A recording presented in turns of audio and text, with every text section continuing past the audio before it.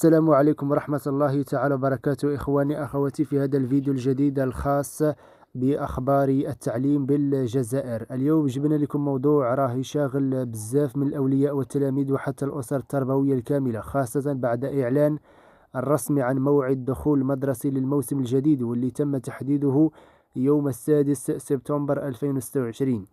هذا التاريخ فتح باب واسع للنقاش والجدل في مختلف الولايات، سواء عند أولياء أو النقابات أو حتى بعض نواب المجلس الشعبي الوطني. والسبب الرئيسي اللي راح مطروح بقوة هو الظروف المناخية الصعبة، خاصة في الولايات الجنوب الكبيرة التي تعرف كل سنة درجات الحرارة مرتفعة جدا خلال شهر سبتمبر. ومع ارتفاع درجات الحرارة خلال هذا الصيف الاستثنائي، زادت التساؤلات عند المواطنين: هل يبقى الدخول المدرسي في نفس الموعد، أم أن وزارة التربية يمكنها إعادة النظر في التاريخ إذا استمرت الظروف المناخية الحالية؟ خلال الأيام الأخيرة تم تداول مراسلة رسمية من أحد نواب المجلس الشعبي الوطني الموجه إلى وزير التربية الوطنية، يطالب فيها بدراسة إمكانية تأجيل الدخول المدرسي، خاصة في المناطق التي تشهد درجات الحرارة قياسية.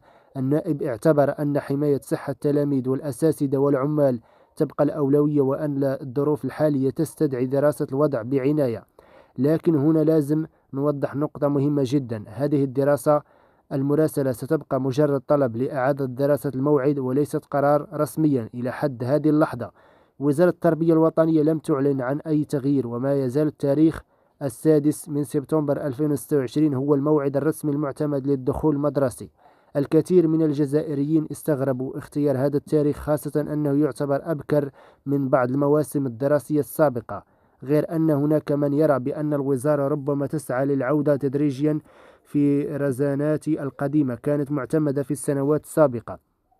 أين كان التلاميذ يلتحقون بالمقاعد الدراسة خلال الأسبوع الأول من شهر سبتمبر؟ الهدف من ذلك حسب بعض المتابعين هو استغلال السنة الدراسية بشكل أفضل والتفادي الضغط في نهاية الموسم، وضمان استكمال برامج تعليمية في ظروف تنظيمية أحسن. ومن جهة أخرى يبقى العامل المناخي من أهم النقاط التي أثارت النقاش. بلادنا تعيش منذ أسابيع على وقع موجات حر قوية، ودرجات الحرارة في بعض الولايات الجنوبية تجاوزت 45 إلى 50 درجة مئوية في بعض الأيام. وهنا يطرح الأولياء عدة تساؤلات مشروعة: كيف يمكن للتلاميذ التنقل إلى المدارس في هذه الظروف؟ وكيف يمكن للمؤسسات التربوية، خاصة القديمة منها والتي لا تتوفر على وسائل تبريد كافية، أن تستقبل التلاميذ خلال فترات الحر الشديدة؟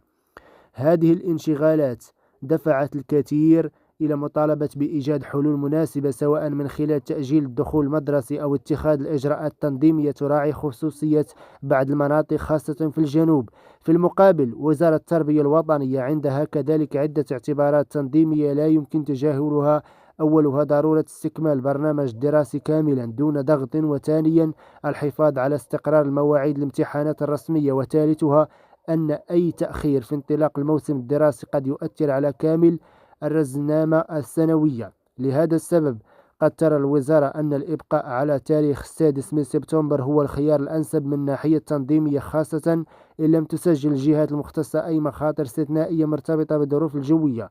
لكن في نفس الوقت تبقى كل الاحتمالات واردة إذا ظهرت معطيات جديدة خلال الأيام القادمة، فإذا استمر موجات الحر بشكل غير عادي، أو إذا صدرت تقارير عن مصالح الأرصاد الجوية والهيئات المختصة تؤكد وجود خطر صحي على التلاميذ، فمن الممكن أن تعيد وزارة الدراسة والوضع وتتخذ الإجراءات المناسبة.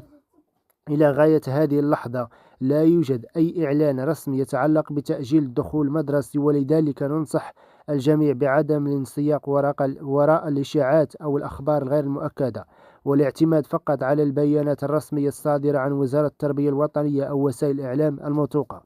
وفي الأخير يبقى السؤال مطروحا للجميع: هل تؤيدون موعد بقاء موعد دخول مدرسي يوم 6 سبتمبر 2026 كما أعلنت وزارة التربية، أم ترون أن التأجيل سيكون أفضل، خاصة بالنسبة للتلاميذ والولايات الجنوبية التي تشهد درجة حرارة مرتفعة جدا؟